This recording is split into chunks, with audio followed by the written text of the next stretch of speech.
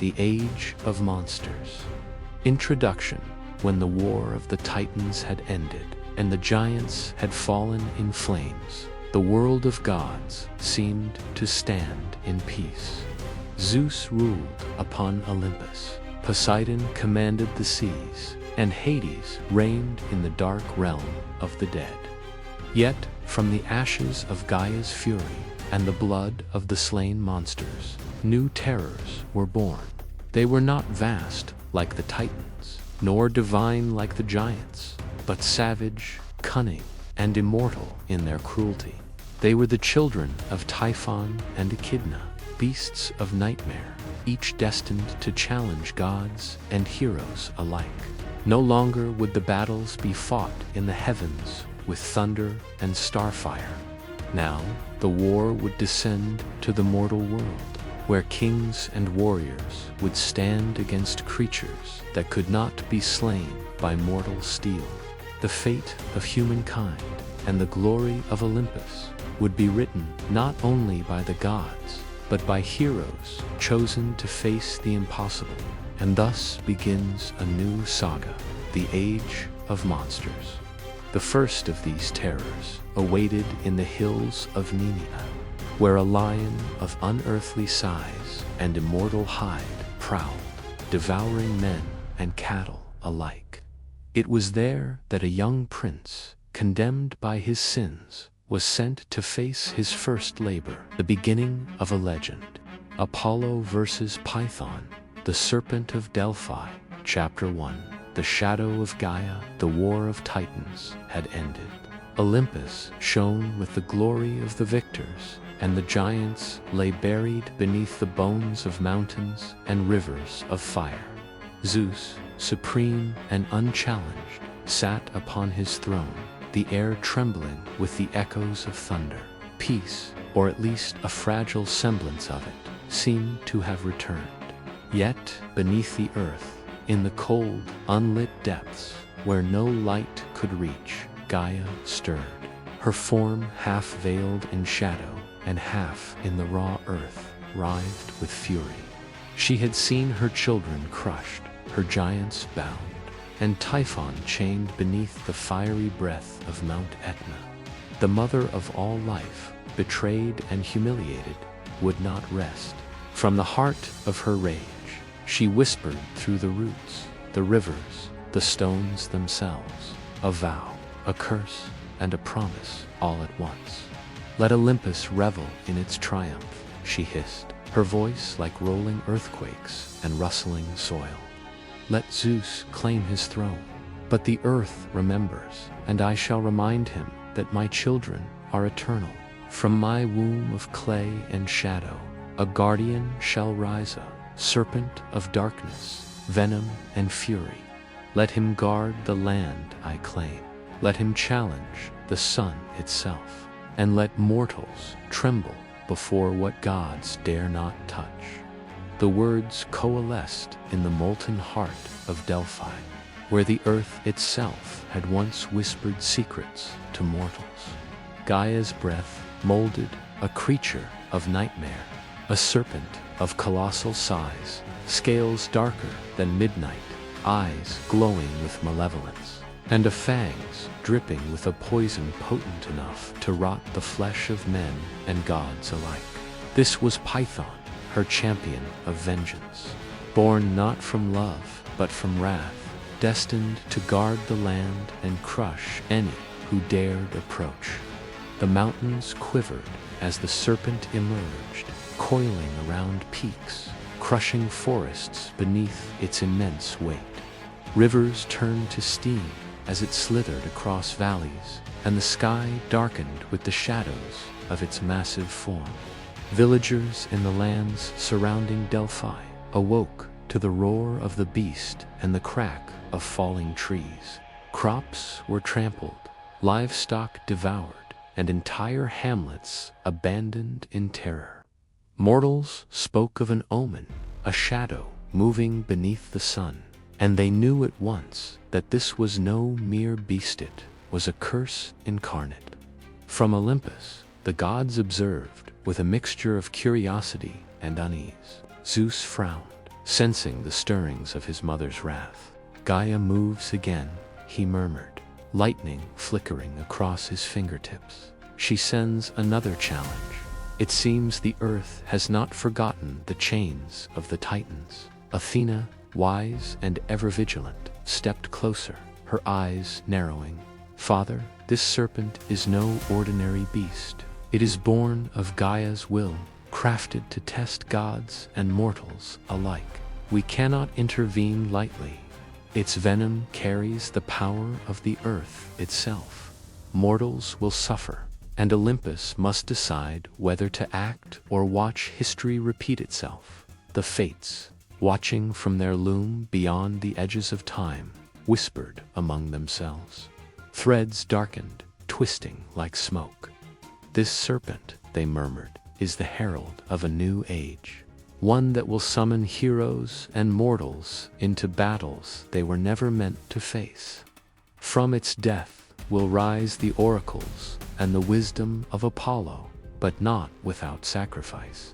Meanwhile, across the mortal realm, Delphi's priests and villagers cowered in the shadow of the serpent's coils. Fires burned in panic, and the cries of the innocent reached the heavens. Apollo, young yet radiant, perched atop the sunlit heights of Olympus, felt the tremor in the world.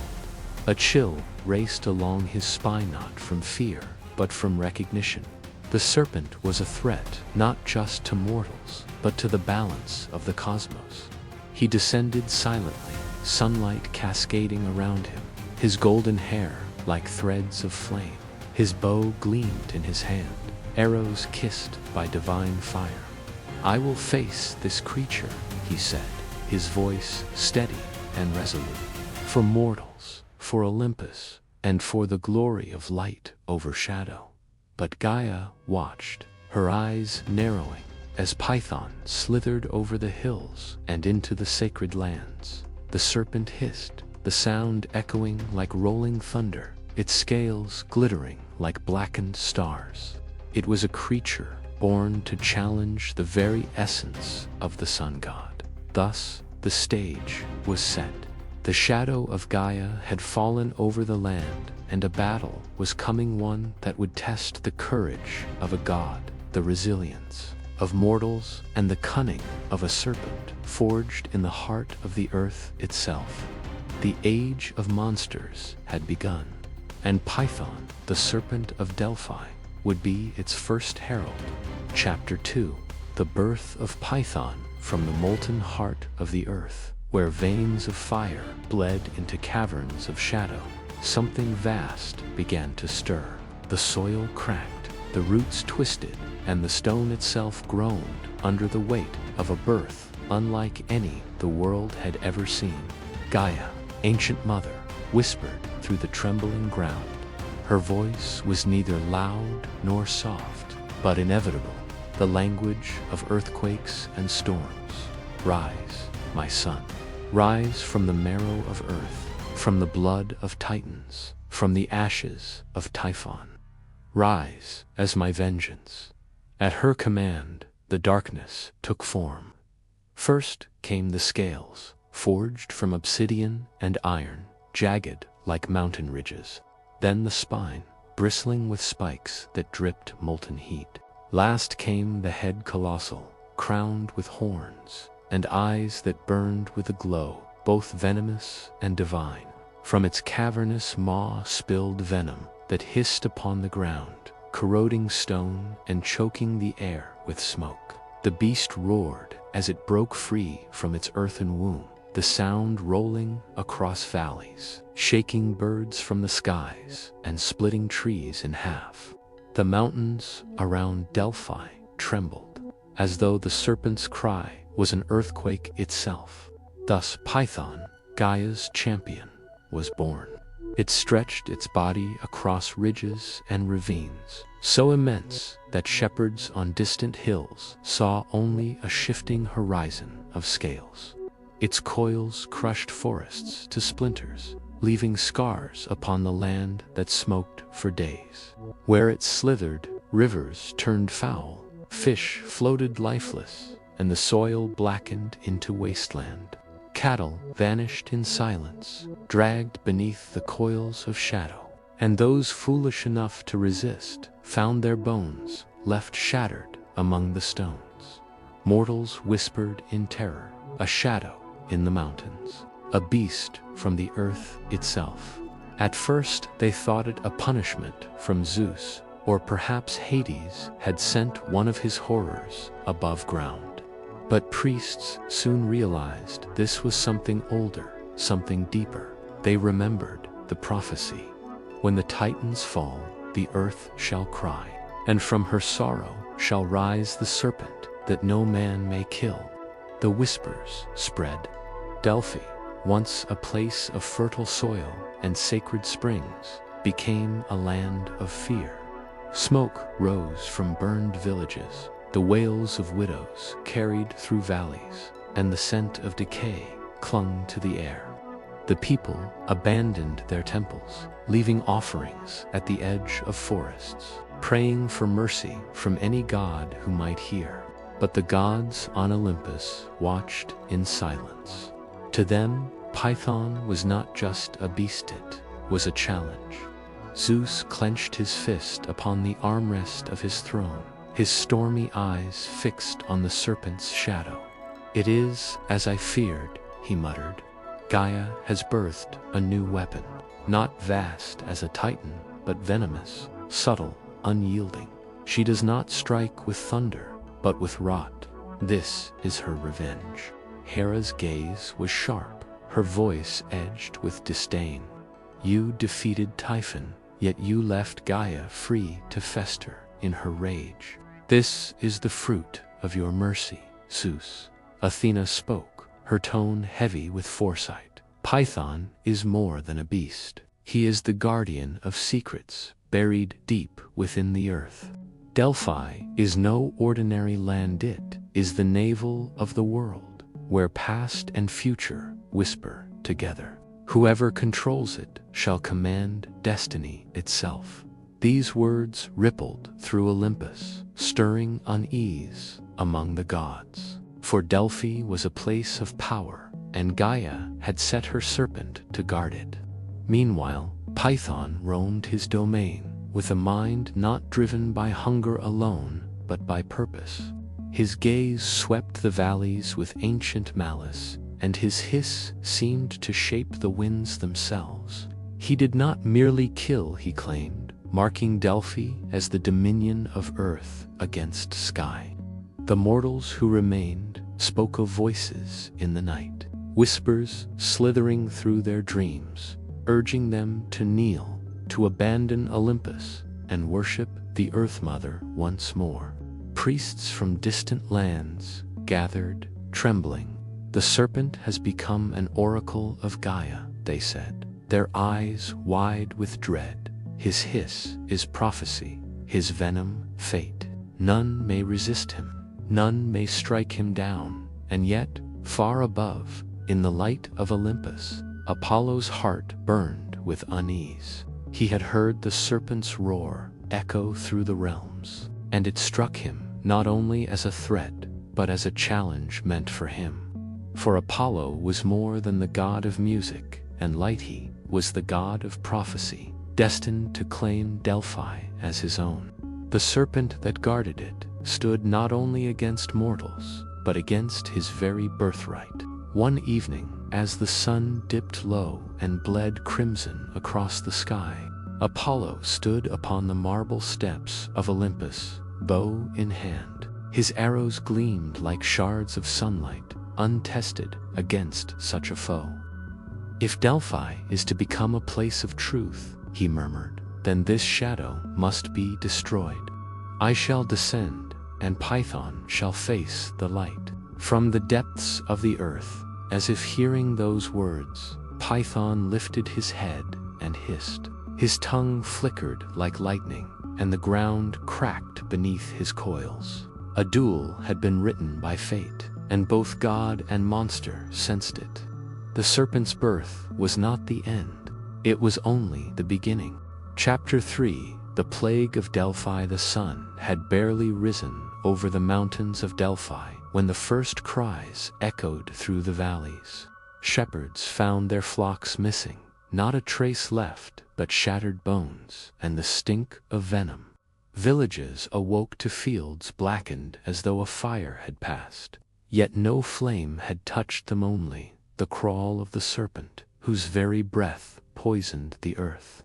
Where Python slithered, crops wilted in hours, rivers soured into sludge, and the air thickened with a suffocating haze. Trees twisted into grotesque forms, their bark bleeding sap like open wounds. Birds fled the skies, leaving silence that pressed upon the hearts of mortals until even their prayers faltered.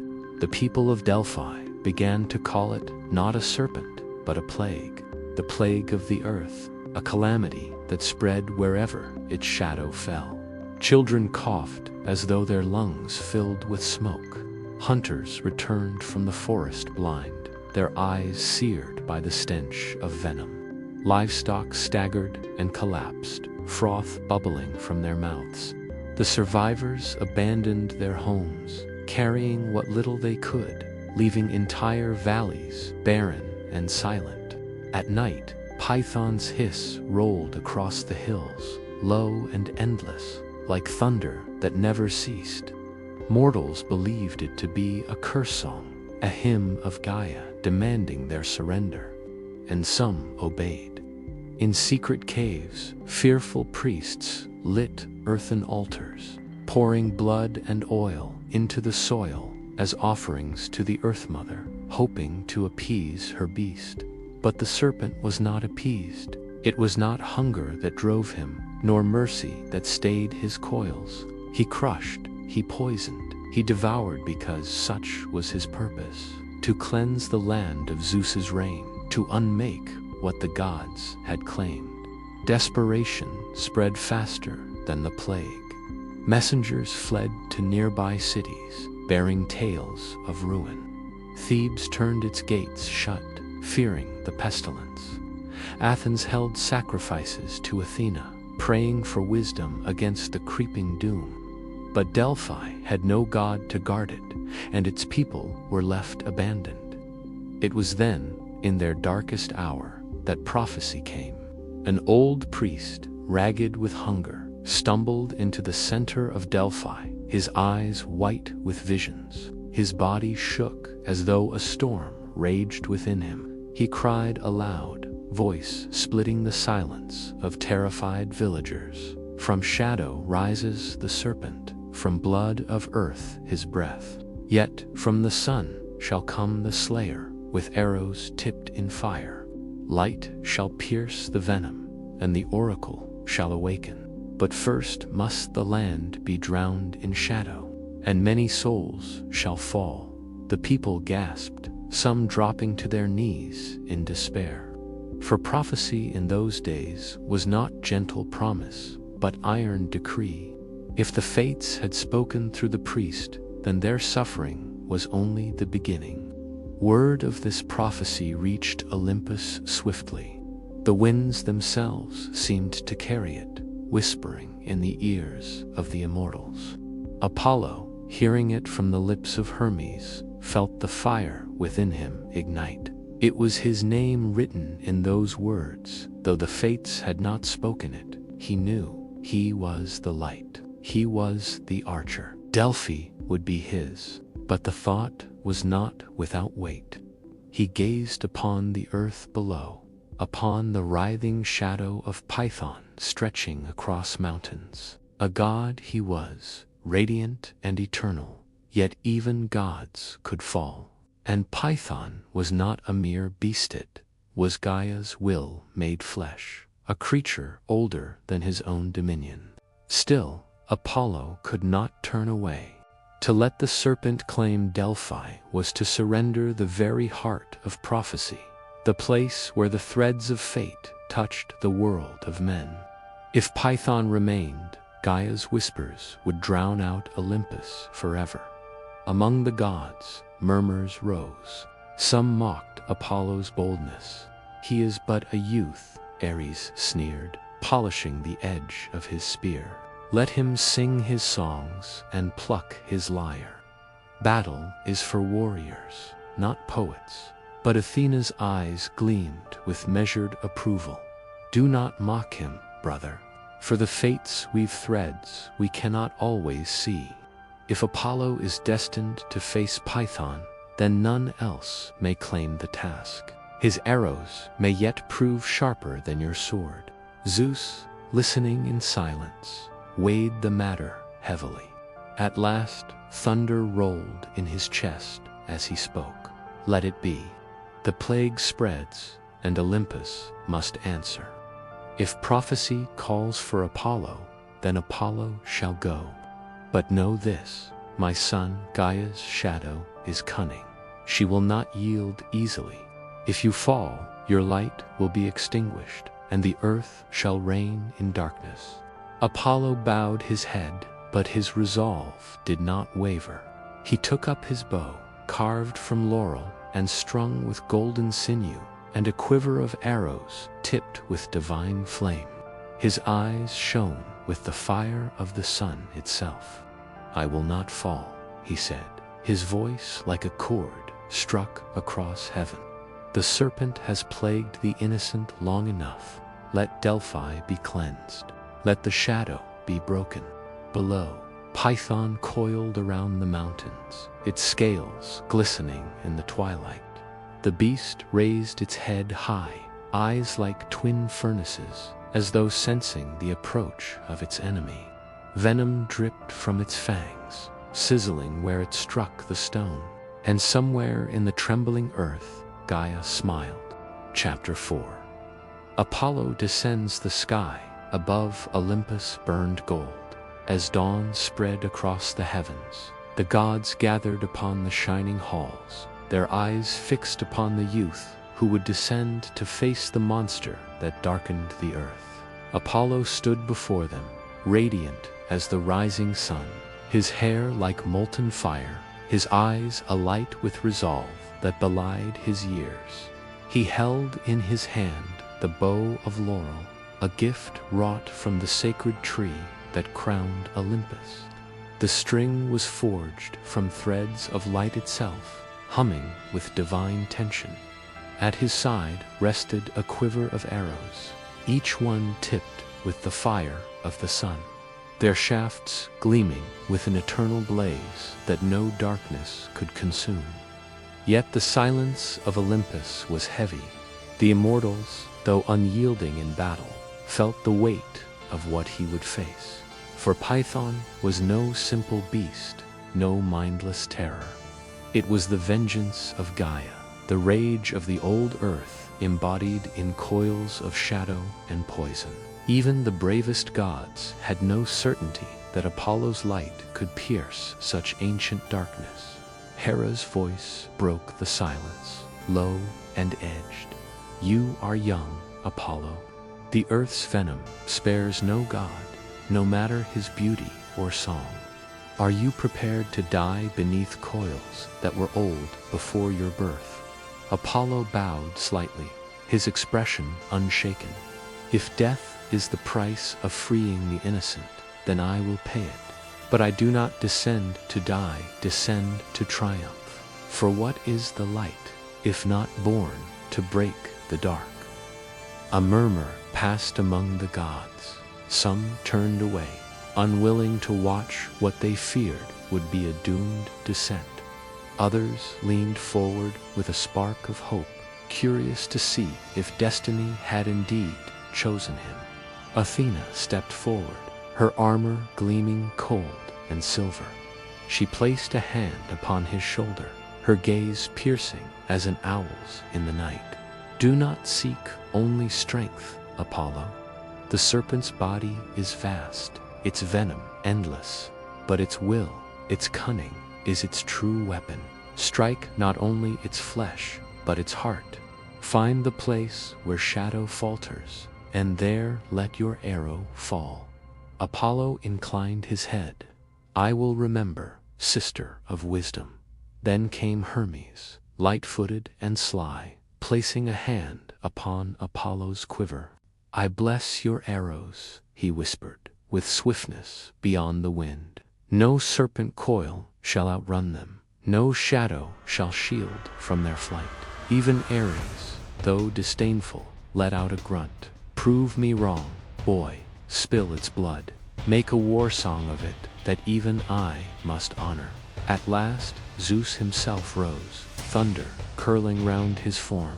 His voice rolled across Olympus, a decree none could gainsay. Apollo, son of light, you descend not only as my blood, but as the arm of Olympus. Should you falter, shadow shall claim Delphi, and prophecy shall turn against us. But should you triumph, the oracle shall awaken, and no mortal nor god shall deny your dominion. There go now. Let the heavens watch, and let the earth tremble. With those words, Apollo turned from the shining heights.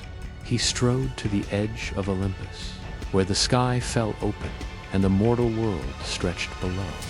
The plains of Delphi lay cloaked in a sickly haze, rivers black with venom, the serpent's coils casting shadows across mountains like moving night. He raised his bow high. At once, the string caught flame with the fire of the sun, and his form shone with unbearable brilliance. Mortals far below lifted their eyes, shielding their faces, whispering prayers as they saw the god descend. To them, it was as though a second sun had fallen from heaven. Apollo leaped, the heavens blazed. Golden fire trailed from his descent, streaming across the sky in radiant arcs. His bow gleamed, his arrows burned, and his voice rang out in song, a hymn of battle, fierce and unyielding. It was no gentle melody, but a storm song, a chorus of wrath that shook the air itself. Where his light fell, the haze lifted for a breath, and mortals dared to hope. Where his shadow touched, flowers briefly bloomed, before withering again beneath the serpent's taint.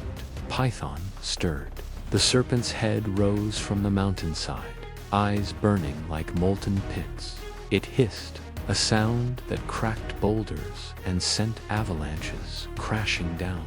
Its body uncoiled, vast as valleys, scales glistening with venom that smoked upon the rocks. The earth itself groaned as the beast moved, as though unable to bear the weight of its own child. Rivers boiled, the soil split, and the wind carried the reek of death. Apollo landed upon the sacred plain of Delphi, his feet touching the earth with a flash of fire. Around him, villagers cried out and fell to their knees.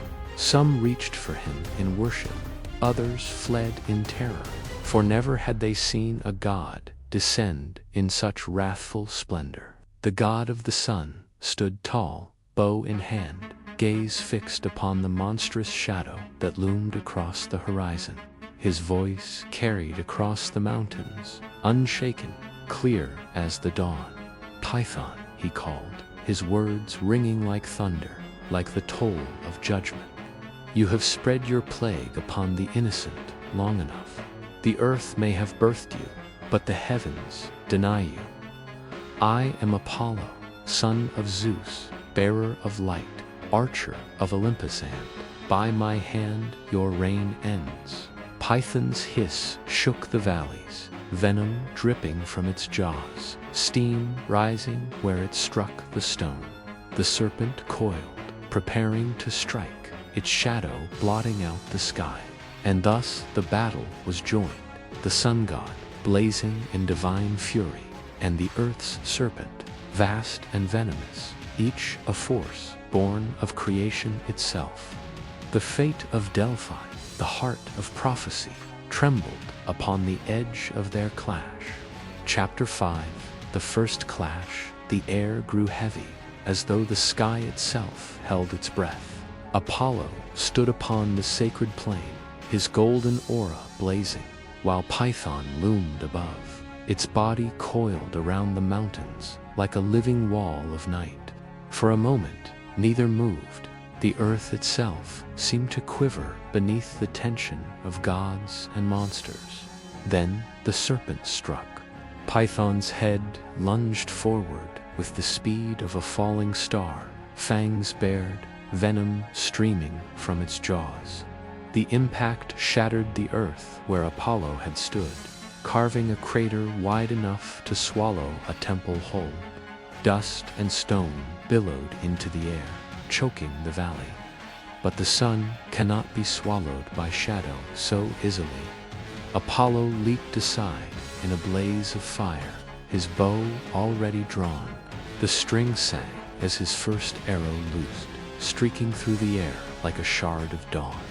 It struck Python's scales, and the explosion of light blinded the mountainside. Rocks split, trees caught fire, and the serpent howled in fury, its hiss echoing across the land. Yet the arrow had not pierced deep. The scales of Python were ancient, harder than bronze, older than Olympus itself. Where light struck, venom bubbled, and where flame burned, shadow coiled to smother it. Apollo's eyes narrowed. So, even divine flame struggles to break its hide. The serpent roared and swept its tail, a force like a storm wind. Apollo was hurled backward, his body streaking through the sky, smashing against cliffs that shattered under the blow. Mortals who watched from afar cried out, fearing their god had fallen. But Apollo rose again, unharmed, his golden form glowing even brighter. He lifted his bow, his voice clear as the dawn. You cannot blot the sun beast. Every shadow you cast only proves the light still shines. He loosed 3 arrows in swift succession. Each streaked through the air with divine precision, splitting the haze, burning paths of fire. One struck the serpent's jaw, another its chest, the third its coiling tail. Python writhed, its body thrashing with such force that rivers changed their courses and boulders crashed like thunder. Still, the beast endured. It turned its fury upon the land, releasing a breath of venomous mist.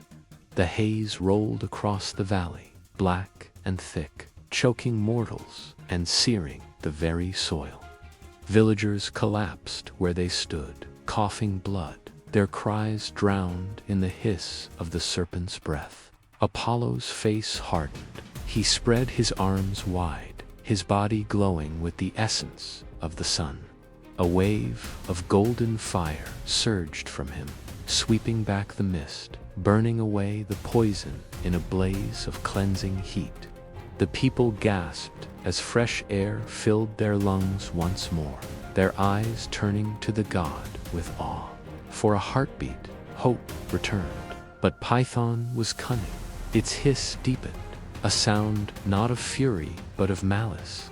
And from the shadows of the mountains came lesser spawn serpents, birthed from its venom, creatures of sludge and rot, their eyes burning with the same cruel light. They slithered across the land, devouring cattle, tearing into homes, dragging mortals into the dark. Apollo loosed arrows upon them, each shot finding its mark, each spawn dissolving into smoke and ash. Yet for every serpent he slew, 2 more emerged from the dripping venom of their master. The god of light understood. Python was not merely flesh, but plague incarnate. Every wound bled new horrors, every drop of venom seeded fresh destruction. Then I must strike deeper, Apollo whispered. He leaped into the sky, soaring higher until he seemed as a second sun above Delphi. His bow gleamed with a brilliance that turned night to day, and his voice thundered across the mountains. I am the flame that no shadow devours. I am Apollo, son of Zeus, and this land is mine. With those words, he drew an arrow unlike the rest, one forged not merely of fire, but of his own essence. It pulsed with his heart's light, the unyielding core of the sun itself. Python sensed the danger. It reared back, its coils tightening around the mountains, crushing forests and shattering stones. The beast opened its jaws, spewing forth a torrent of venom vast enough to drown a city. Light and shadow clashed. Apollo's arrow streaked downward, piercing through the torrent, splitting the tide of poison with a roar of flame. The collision shook the earth. Mountains cracked, rivers boiled, the sky itself tore with lightning. Mortals fell to their knees, covering their faces, for none could look upon the brilliance of that strike. When the light faded, Python shrieked, sound so vast it split the heavens. The arrow had pierced its shoulder, sinking deep into ancient flesh. Venom sprayed across the land, boiling into black rain. For the first time, the serpent bled, but even wounded, Python did not fall. It thrashed, its body toppling forests, its roar louder than any storm, its eyes blazed with unbroken fury. Apollo landed upon the scorched earth, breathing hard, his glow dimmed from the effort. Yet his gaze was unyielding, fixed upon the writhing shadow before him. The battle was far from over. From the mountains, the people of Delphi cried both in terror and in hope, for they had seen the impossible, the serpent wounded, the plague broken, if only for a moment. And high above, in the silent halls of Olympus, the gods watched. Some smiled with pride, others frowned with fear, for they knew the clash had only begun, and even a sun may falter when swallowed by the endless night. The first blood had been drawn, but in the war between light and shadow, the true reckoning was yet to come. Chapter 6. The venom of Gaia. The mountains still trembled from the wound Apollo had dealt the serpent. Smoke and shadow curled upward from Python's bleeding shoulder, blackening the sky until the stars themselves seemed to flee. Mortals watched in awe, whispering that perhaps the god of the sun might truly bring deliverance. But hope is fragile in the presence of the earth's oldest child. Python's roar shook valleys and seas, a howl of ancient wrath that belonged not only to the beast but to Gaia herself. The Earth Mother stirred in her hidden depths, answering the cry of her serpent. The soil split, releasing fumes that reeked of rot and death. Trees twisted into knots of thorn, rivers curdled to black sludge, and the air thickened with a poison that no mortal could endure.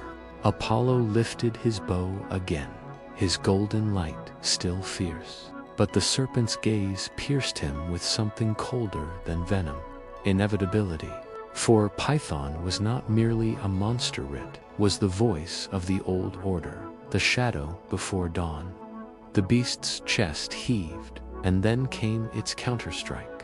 A torrent of black vapor poured from its jaws, thicker than night, carrying the stench of graves long forgotten. The cloud spread with terrifying speed, swallowing valleys, smothering flame, corroding stone. Mortals who had survived the first clash collapsed in the streets, their flesh blistering as though the very air had turned to acid. Apollo raised his hand, summoning fire to banish the dark. A golden flare burst from him, burning a path through the poison. For a moment, the cloud retreated, but the effort cost him dearly. He felt the heat of his own body dim, as if the serpent had stolen a fraction of his light. Still, he stood tall. "You will not break me," he said, voice echoing across the choking plain. Python hissed, low and terrible, as though mocking him. Then, with a sudden strike, its tail lashed out. The mountainside shattered beneath the blow, boulders the size of towers crashing down upon Apollo. He leaped upward, soaring into the sky, but not swiftly enough. One stone struck his side, sending him spinning. The serpent lunged, its jaws wide, and the god loosed an arrow in desperation. The shaft of fire struck Python's tongue, searing it, forcing the beast back. Yet even as Apollo regained his footing upon the air, he felt a sting within his chest. A haze clung to him. Black mist swirled at the edges of his aura, seeping into his lungs. He coughed, and for the first time, golden ichor spilled from his lips. The venom of Gaia had touched him. The gods above gasped. In Olympus, Hera's eyes widened, while Athena's hand gripped her spear tighter. Even Zeus leaned forward upon his throne, lightning flickering across his skin. For the poison of the earth was no simple ailment, it was a curse older than the rain of the skies. If it rooted itself in Apollo, even a god of light might fall. Below, Apollo staggered, his vision wavered, golden radiance flickering like a candle in storm. Yet he forced himself upright, his hand steady upon his bow. He could not allow the mortals to see weakness not when they had pinned their final hope upon him. Light endures, he whispered, though his breath shook. The serpent cannot smother the sun. He drew another arrow, loosing it into the serpent's eye. The shot struck true, a burst of fire, blinding one of the beast's burning orbs. Python screamed, thrashing wildly, tearing apart the mountainside in its agony. Villages crumbled, forests flattened, the earth itself groaning under the chaos. But even half-blinded, the serpent pressed its attack. From its bleeding eye poured streams of venom, raining upon the land, birthing fresh abominations, serpents with wings of bone, crawling things with too many limbs, all writhing from the poisoned soil. Apollo fought them fiercely, arrows flying faster than any mortal eye could follow. Each creature dissolved into ash where his flame struck, but they came without end, spawned from the earth's hatred. The god's strength faltered. His arrows, though unbroken, grew heavy in his grasp. Every breath burned as the venom crept deeper into his being. The once radiant blaze of his body dimmed, flickering like twilight instead of dawn. The mortals of Delphi fell to their knees, crying out not in despair but in prayer. They called his name, voices ragged with faith. Apollo, Apollo, Apollo, bring the dawn. The sound stirred him. Weakness gnawed at his limbs, yet his heart beat with renewed fire. He looked upon the people frail, trembling, yet unyielding in their faith. If he faltered, they would perish. If he fell, Delphi would become a tomb forever shrouded in shadow. Apollo set his jaw. He reached within himself, deeper than flame, deeper than song. He called upon the very essence of the sun that coursed through his veins. His body ignited once more, golden fire bursting outward, burning the mist that sought to choke him. The serpent recoiled, hissing furiously, its scales sizzling where the light struck. I am not yours to poison, Apollo thundered. I am the dawn, and dawn does not bow to night. With that, he drew 3 arrows at once. His bowstring screamed as he released them, and the shafts of fire split the air, striking Python's chest, throat, and coil. The mountains blazed as the serpent howled, its massive form writhing in pain. Yet, even as the god's power surged, the venom lingered in his veins, a shadow gnawing at his brilliance. Apollo stood triumphant for the moment, but he knew the battle was far from won. The serpent would rise again, and each clash would bleed more strength from him. High upon Olympus, Zeus's voice rumbled like storm. My sun burns with the fire of the sun, but even fire may fade. This battle cannot last. Either the serpent falls, or Apollo will. And so the war raged on, light and shadow locked in fury. as the fate of Delphi and the future of prophecy trembled in the balance. Chapter 7. The Hunt Through the Mountains. The serpent's scream faded into the mountains, a sound that rattled stone and marrow alike. Smoke curled from its wounds, venom dripping into rivers that hissed as they boiled into black steam. Yet Python did not fall. With a final lash of its colossal tail, it withdrew, slithering into the wilderness that crowned Delphi, its form vanishing into forests and gorges older than mortal memory. The land it left behind was ruin. Valleys lay scarred, forests burned, villages crushed beneath coils larger than palaces. Yet, amidst the destruction, Apollo still stood. His golden light flickered, his breath heavy, ichor burning in his veins, where Gaia's venom gnawed at his strength.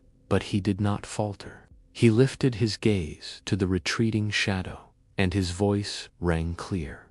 "Flee if you must, serpent, but no mountain shall hide you, no night shall cloak you. I am the sun, and the sun hunts until the dark is ended." The mortals of Delphi wept and prayed, but Apollo did not linger to hear them. He turned, bow in hand, and strode into the mountains where the serpent had gone. Each step left embers upon the earth, fire driving back the mist that sought to follow Python's path. The hunt began. The mountains of Delphi were a labyrinth of stone and shadow, chasms where light seldom reached, caves that groaned with the breath of the earth. Here, the serpent was at home. It slithered unseen, its coils brushing against cliffs, its hiss echoing in ways that deceived even divine ears. Apollo advanced cautiously. His golden aura dimmed to a steady glow, enough to light his path, but not so bright as to blind him in the forest maze. He knew the beast could strike at any moment. The venom still gnawed within him. A shadow coiled around his heart, but he forced it aside. At times, he found the trail of Python clear. Trees crushed into splinters, stone gouged with deep scars, pools of venom bubbling in pits where nothing could live. Yet often the path vanished, swallowed by shadow. The serpent moved with cunning, retreating not in panic, but in strategy. It was luring him. The god's hand never left his bowstring. His eyes scanned every shadow, every crevice. Owls fell silent, wolves fled. Even insects stilled. The forest itself seemed to withhold its breath as hunter and hunted stalked one another. Then came the first ambush. From a ravine to his left burst a swarm of smaller spawn, serpents woven of venom and bone, their eyes glowing with Python's malice. They hurled themselves upon Apollo, hissing, their bodies dripping with poison that melted the very soil. Apollo loosed arrows in blinding arcs. Each shaft struck true, exploding in bursts of flame that turned the spawn to ash. But they came in endless waves, climbing over their fallen kin, their screeches filling the night. The god lifted his hand and unleashed a wave of fire from his very being. The forest lit with golden blaze, the spawn shrieked and perished, their remains dissolving into black smoke. And then the earth itself moved. From beneath the charred soil, Python surged upward. Its massive head lunged from the ravine, fangs glistening with venom. The beast struck with such speed that Apollo barely loosed an arrow in time. The shaft pierced its jaw, bursting with fire, but the serpent's momentum carried forward. Its jaws closed upon empty air, but the shockwave of its strike shattered cliffs and hurled Apollo back through the trees. He crashed against stone, his golden armor cracked ichor spilling from his lips. The serpent hissed, satisfied, before sliding back into shadow. Apollo staggered to his feet, vision swimming. The venom within him burned hotter, feeding on his exhaustion. His golden aura dimmed again, flickering against the mountain's endless dark. For the first time, he wondered if the beast sought not to kill him swiftly, but to wear him down its clash, draining his light until only shadow remained. But despair could not hold him. He clenched his bow tighter, his voice rising like a hymn. You will not unmake me, Python. You may burrow through earth and shadow, but the hunt ends only in your death. He pressed onward. Night deepened. The mountains grew colder, darker, more hostile. Each step carried Apollo deeper into the serpent's domain. The air thickened with venomous haze, the soil slick with poison. The trees grew twisted, their branches like skeletal hands. Here, even the moon refused to shine, its pale light swallowed by coils of shadow. At last, Apollo reached a vast gorge, its depths hidden by mist. Across it, he could see faint movement, massive coils slithering along the far cliffs. Python had revealed itself, if only for an instant. The god raised his bow, drawing an arrow of fire. His breath steadied, his eyes narrowed. But before he loosed, the gorge itself roared. From its depths rose more not small serpents this time, but monstrous abominations, each as tall as towers. Their bodies fused with stone and shadow, their mouths dripping venom that steamed upon the rocks. They coiled across the gorge, forming a living bridge of horror. Apollo's arrow flew. It struck the first of the giants, burning through its skull. The creature collapsed into smoke, but the others surged forward. Their hisses shook the cliffs, their eyes blazing with Python's fury. The god of light stood alone upon the cliff, his bow glowing in the night, his enemies countless, and high above, the serpent watched, hidden in shadow, waiting for the moment to strike again. The hunt was far from over. Chapter 8. The ambush of shadows. The gorge shuddered like a living thing. Each hiss echoed like thunder, and the very air grew heavy with a poison mist that clung to Apollo's lungs. Yet Apollo stood firm at the cliff's edge. His golden bow blazed, each arrow a fragment of the sun itself. He loosed shafts in rapid arcs. One struck a serpent's eye, exploding it in flame. Another pierced the gaping maw of a beast, igniting its venom until it burst into black smoke. Still more came. The living bridge of abominations slithered across the gorge, drawing nearer, their bodies forming a wall of scaled flesh. The mountain shook beneath their weight, trees toppled into the chasm, and the echoes of their advance sounded like a drumbeat of doom. Apollo's ichor burned within him, the venom of Python still gnawing. His limbs felt heavy, his breath ragged, yet his will was iron.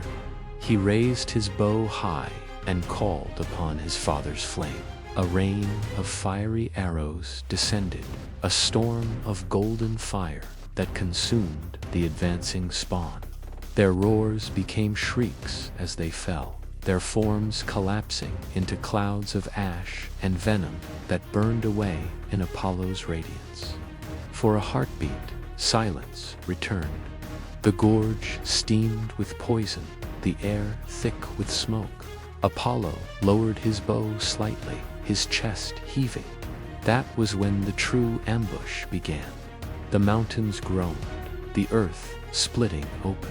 From fissures on every side poured rivers of black serpents, lesser shadows of Python, countless as the stars.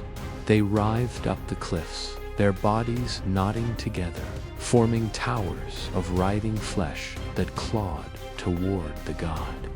Apollo turned and loosed arrow after arrow. fire bursting across the slopes. Yet, for every serpent slain, 10 more writhed upward. Their hiss was a hymn of madness, a chorus that drowned the forest in sound. And then darkness fell. The moon vanished. The stars blinked out. A vast shadow coiled across the sky, blotting out all light, but Apollo's own python had come. Its body stretched from horizon to horizon, scales blacker than void, eyes burning with green venom. The serpent's voice slithered through the mountain air. Child of the sky, light of Olympus, you bleed, you weaken, soon you will fall. This land is mine, as it has always been. Apollo raised his bow, his golden aura flickering like a candle in storm. You may hide in shadow, Python, but the sun does not bow. Python struck. The serpent's head lunged with impossible speed, its jaws gaping wide enough to devour mountains. Apollo leaped aside, loosing an arrow mid-flight. The shaft struck the serpent's cheek, bursting in fire, but Python's scales deflected most of the force. The god rolled across stone, rising just as a massive coil whipped down, shattering cliffs like clay. Dust and rock cascaded into the gorge. The ground beneath Apollo split, but he leaped again, landing upon a crag as the serpent's tail demolished the peak he had stood upon moments before. Around him, the lesser spawn closed in. They surged like a tide, biting, hissing, their venom burning through his sandals, searing his flesh. Apollo swung his bow like a staff, smashing skulls, while his free hand unleashed bursts of golden fire that vaporized entire swarms. Yet the venom still within him slowed his limbs, each movement heavier than the last. The shadow deepened. Python coiled around the gorge itself, enclosing it in a living prison of scaled flesh. The god was trapped. The serpent struck again, jaws descending like a storm. This time, Apollo did not dodge. He planted his feet, drew his bowstring to its limit, and loosed a blazing arrow straight into Python's throat. The explosion was thunderous. Flame burst from the serpent's maw, forcing it to recoil with a hiss that shook the mountains. Yet the triumph was short-lived. Venom sprayed from the wound, a rain of green fire that melted stone and trees alike. A drop struck Apollo's shoulder, burning through divine flesh, and he cried out in pain. His golden aura dimmed further, his knees trembling. The serpent's laughter echoed, "You bleed, Sunborn." And with each drop, the world grows darker. You cannot prevail. Apollo staggered, his vision blurring. The gorge swam before his eyes, shadows twisting into shapes of madness. Yet through the haze, he saw the mortals of Delphi in his mind, their prayers, their fear, their desperate hope. He thought of his mother Leto, who once fled Python's wrath. He thought of Olympus, of his oath to stand among the gods as their champion, and his resolve hardened. With a cry, Apollo drove his hand into the earth. Golden light surged from his body, racing through the mountains, igniting trees, cliffs, even the very sky. For an instant, night turned to day. The serpent recoiled, its scales smoking, its spawn shrieking as they burned. Apollo rose once more, golden fire blazing around him, his wounds still bleeding, but his spirit unbroken. He lifted his bow high, voice ringing like a hymn of war. "This ends, not in shadow, but in dawn," the serpent hissed, its coils tightening around the gorge, its eyes blazing with venomous fury. The mountain trembled, forests withered, the sky wept green rain.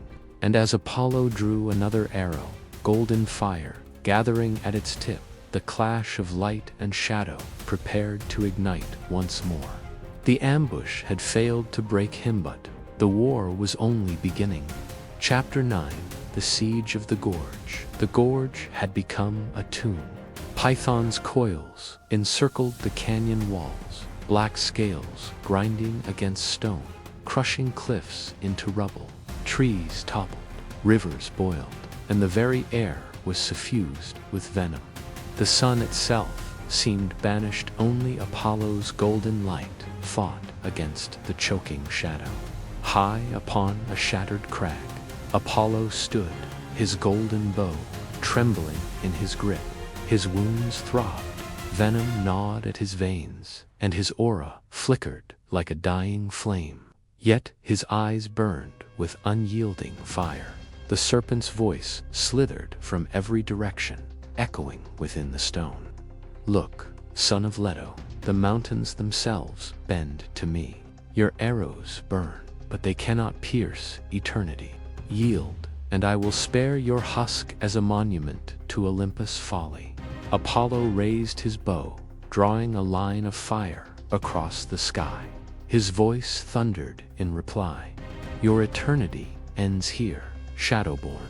Where I stand, there will be dawn. The serpent struck. A coil crashed upon the crag, splintering it beneath Apollo's feet. The god leaped, soaring across the chasm on wings of golden light, loosing arrows as he flew. Shafts of fire rained down, bursting across Python's scales in blinding flame. The serpent hissed, writhing, its body thrashing against the canyon walls. But the coils tightened further, sealing every path of escape. The gorge groaned like a dying beast, boulders tumbling, rivers crushed into silence beneath the serpent's weight. Apollo landed upon another cliffside, his breath ragged. His quiver was nearly empty. Only a handful of arrows remained, each glowing with faint divine fire. He knew each must strike true, for there would be no second chance. Python lunged again, its maw a cavern of death.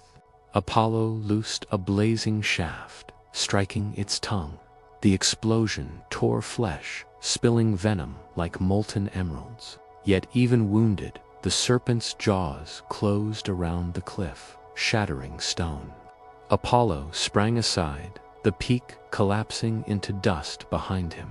The god rolled, landing upon jagged rock. His arm shook, ichor dripping from his shoulder wound. Still, he rose. His bow glowed brighter, fueled not by his body, but by his unyielding will.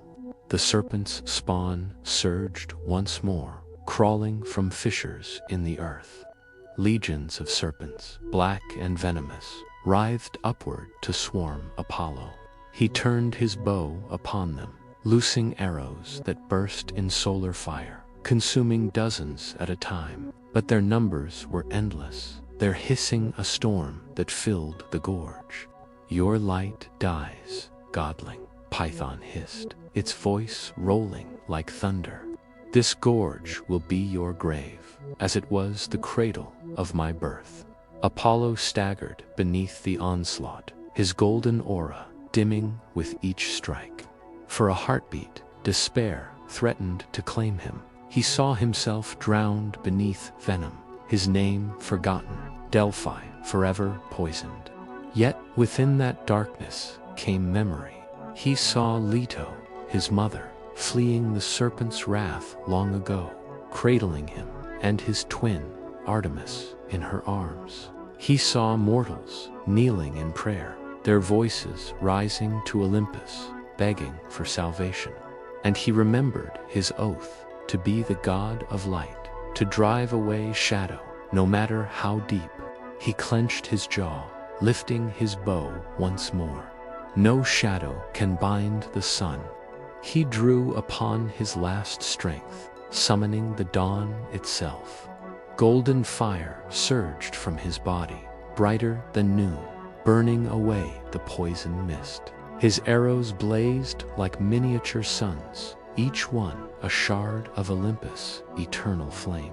He loosed them in a storm, striking the serpent's eyes, its coils, its spawn.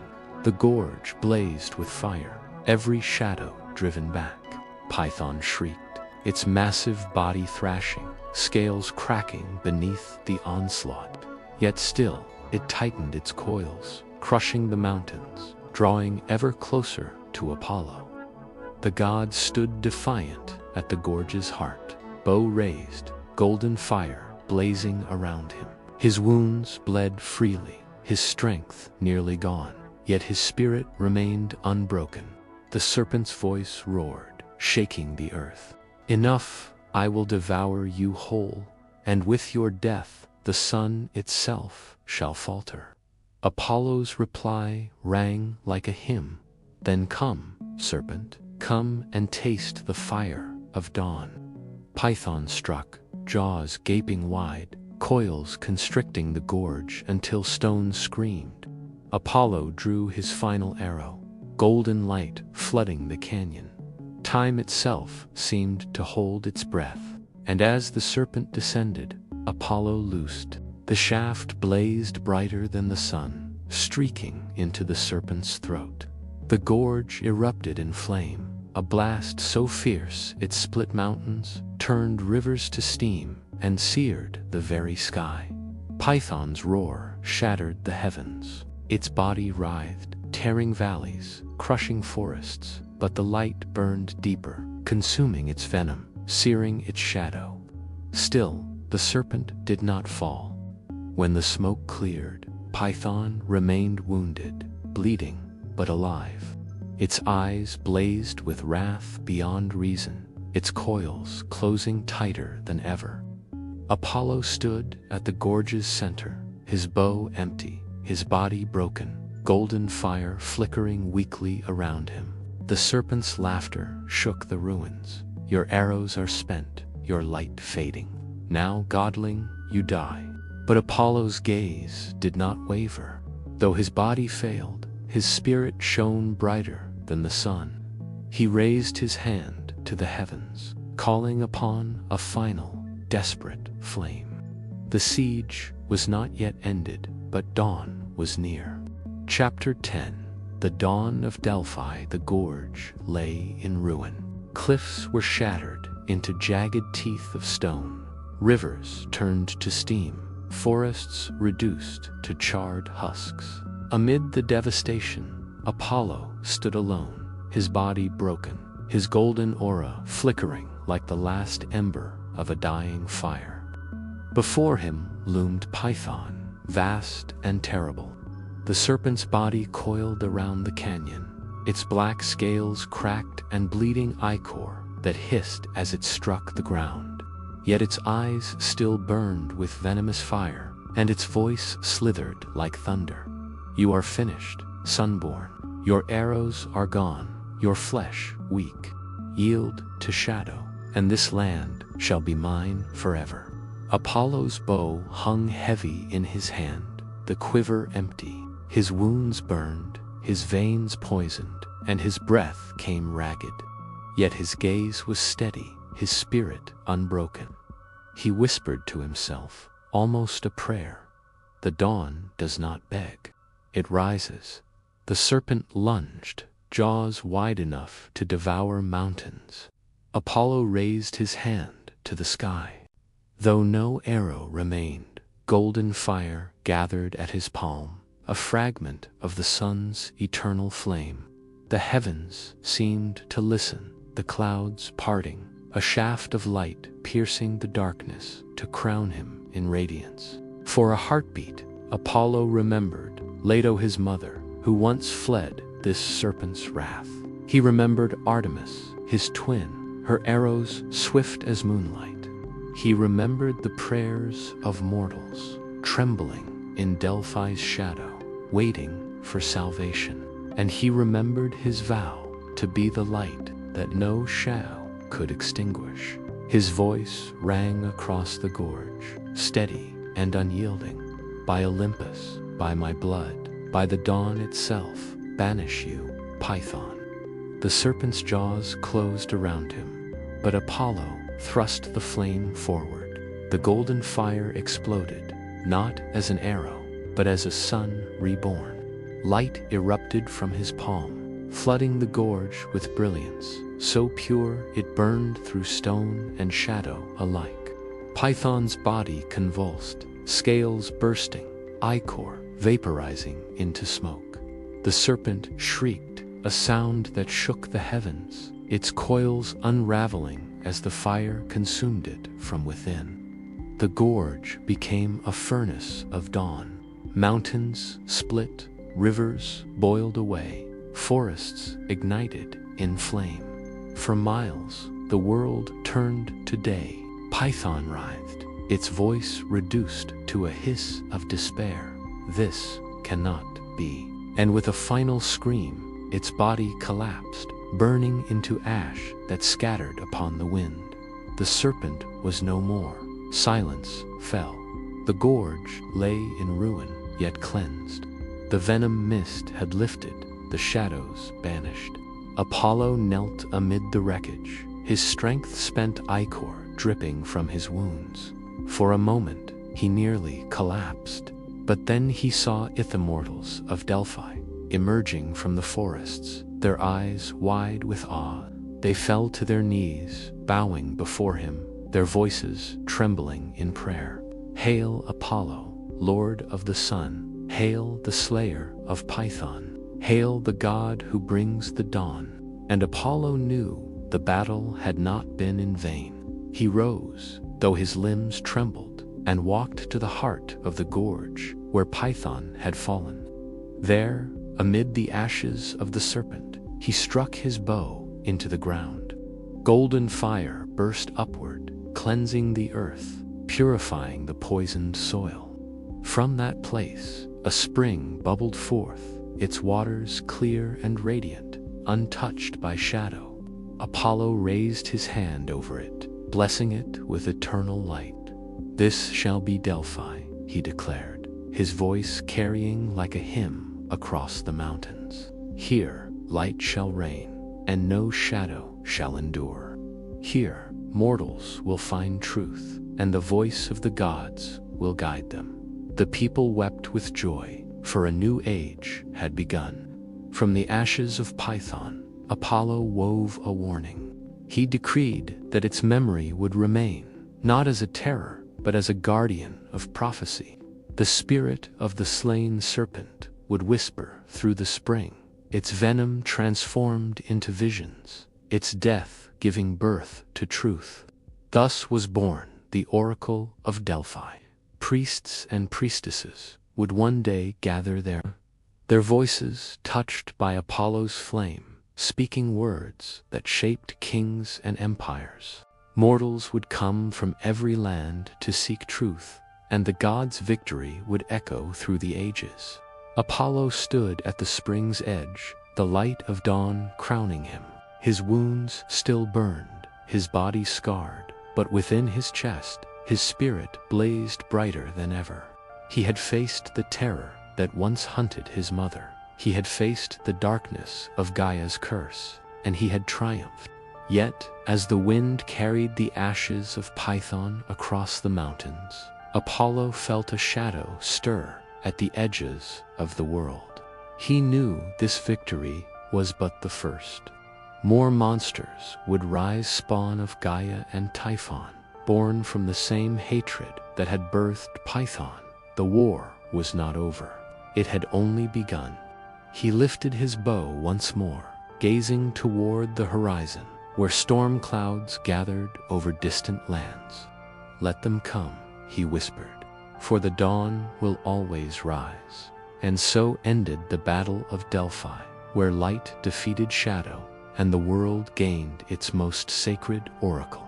The age of monsters had begun, but so too had the age of gods.